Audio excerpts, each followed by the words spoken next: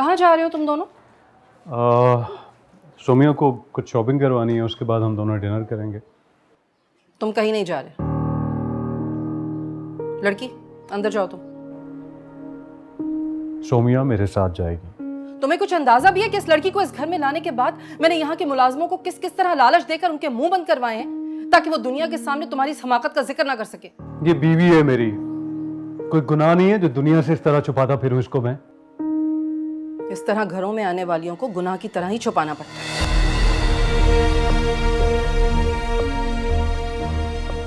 अदन, मुझे कहीं नहीं जाना, मैं घर पे ही ठीक हूँ।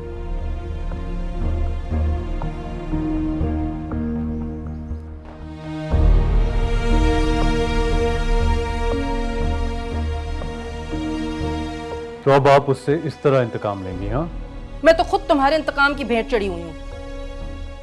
एनीवेज, जो होना था वो हो चुका। अब खुदा के वास्ते इस रोमांस से बाहर निकल आओ। तुम्हारी जिद थी, इसी वजह से इस लड़की को मैं घर में लेकर आई थी, लेकिन मैं नहीं चाहती कि तुम पब्लिकली इसके साथ कहीं घूमो फिरो। अगर ये बात साबिर भाई या अक्सम को पता चल गई ना, तो फिर मैं कंट्रोल नहीं कर सकूंगी इस सारे मामले को। बीवी है वो मेरी, ठीक है, और उसके साथ बाहर जाना मेरा राइट है। हाँ, तो शीरिन भी तुम्हारी बीवी है, उसे भी बाहर लेकर जाना तुम्हारा फर्ज है। अगर आपको सोमिया पे इस तरह पाबंदियां लगानी थी तो उसे घर में लाने का फैसला क्यों किया था आपने? मैं कोई पाबंदी नहीं लगा रही हूँ अदन, लेकिन अगर मैं और शीरिन तुम्हारी खातिर इतना बड़ा स्टेप ले सकते हैं तो तुम्हें भी हमारी मजबूरियों को समझना चाहिए। तो आप उसे घर में कैदी बना के रखना चाहती हैं?